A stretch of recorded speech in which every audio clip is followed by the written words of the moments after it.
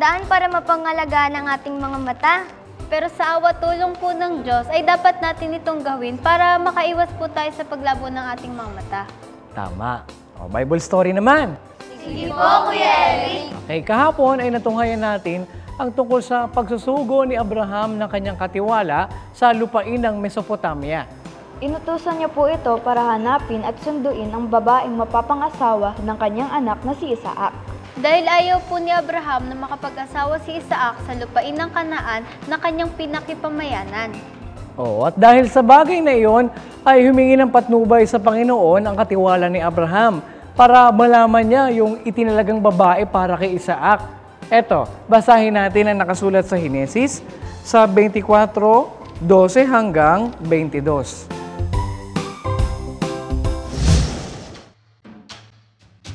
At sinabi, O Panginoon, Diyos ng aking Panginoong si Abraham, ipinamamanhik ko sa iyong pagkalooban mo ako ng mabuting kapalaran ngayon. At ikaw ay magmagandang loob sa aking Panginoong kay Abraham. Narito, ako'y nakatayo sa tabi ng bukal ng tubig, at ang mga anak na babae ng mga tao sa bayan ay nagsilabas upang umigib ng tubig. At mangyari nga na ang dalagang aking pagsabihan, ibaba mo, isinasamo ko sa iyo ang iyong banga upang ako'y uminom. At siya'y magsabi, uminom ka, at paiinumin ko pati ng iyong mga kamelyo. Maging siyang iyong itinalaga sa iyong lingkod na kay Isaac.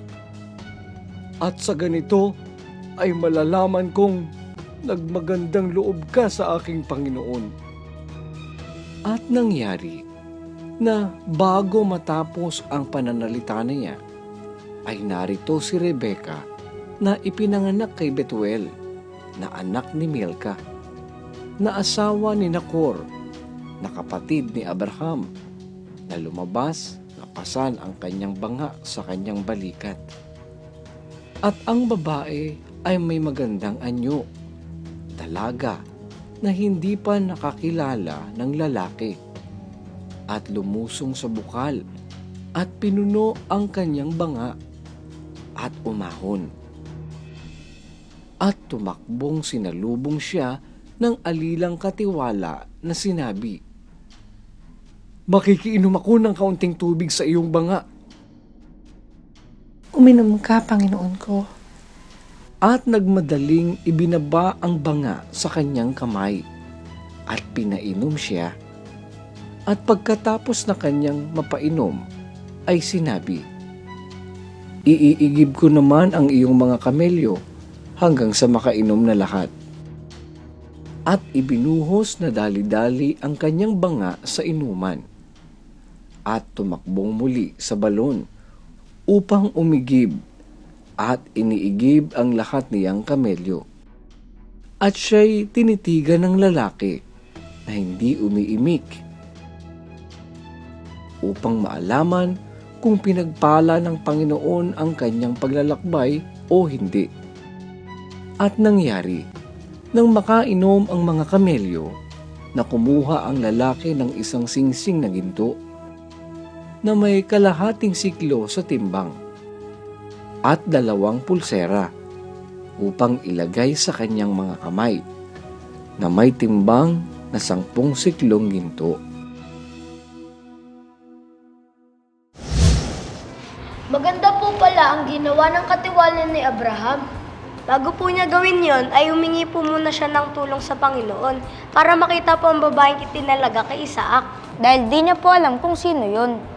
Napakaganda nga ng ginawa ng katiwala ni Abraham. Dapat lang naman yun na ipagtagubilin natin sa Diyos ang ating ginagawa para samahan niya tayo.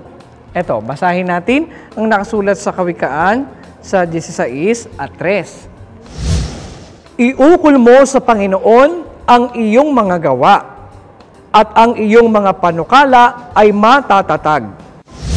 Pero Kuya Eric, ano po ang nangyari sa pag-uusap ni Rebecca at aliping katiwala ni Abraham? Sumama po ba siya sa katiwala ni Abraham? Yan naman ang matutunghayan natin next week kung laloobin ng Panginoon, kaya't huwag kayong absent sa panonood ng Bible story. Marami ba kayong natutuhan sa ating pag-aaral sa loob ng linggong ito? Lagi natin itong tatandaan at gagawin ha. At bukod sa pangangalaga at pag-iingat ng ating mga mata, ay dapat nating alalahanin ang kautusan ng Diyos na itinuturo sa atin na hindi tayo dapat magkaroon ng mapagmataas na tingin. Basahin natin ang nakasulat sa Aklat ng Kawikaan sa 21 at 4. Ang mapagmataas na tingin at ang palalong puso, siyang ilaw ng masama ay kasalanan. Marami pa tayong pag-aaralan sa susunod na linggo, kaya huwag kayong liliban sa panonood ng KNC Show.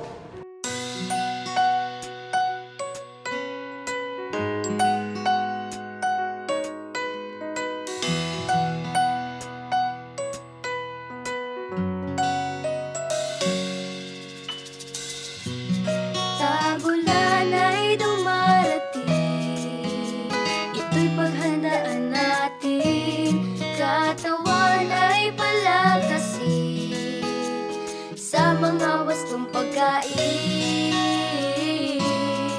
Kalungkutan natin ay papawiin. Pagkatapos ng ulan, araw ay sisikatin. Sa pagbuhos ng ulan, ating ang nalalaman. Sa Diyos nagmumula ang kabutihan. Pananim at kagubatan, nadidiligan. Sa lupa'y nararamdaman kanya. Pagmamahal magpakailanman.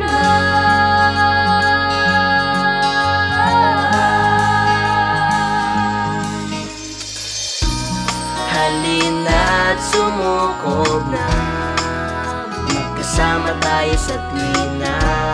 Sa hirap at sa saya, pag-ulan may di bali na.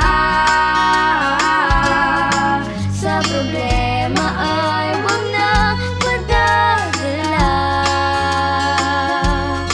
Sa pagtila ng ulan, panibagong pag-asa. Sa pagbuhos ng ulan,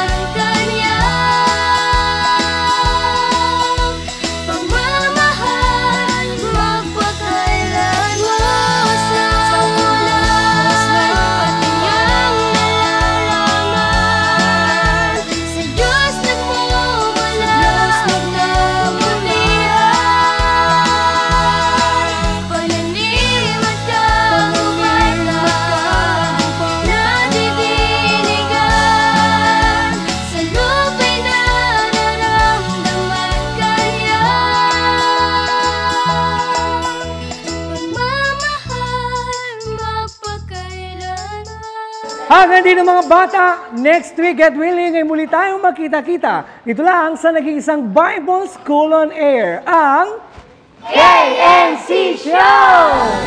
KNC Show, will teach us while we grow.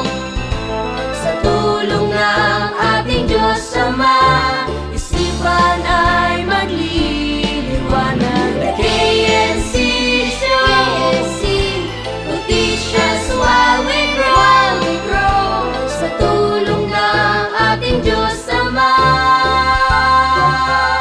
isipan ay magliliwanag na.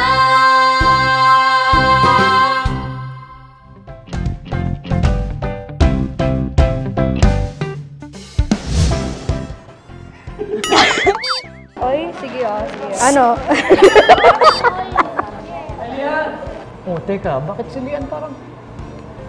Oh, bakit nakapunot ang noo mo? Samahan niyo ako sa alamin. Ay. Samahan niyo. Tara, alamin na natin kung paano nga ba ang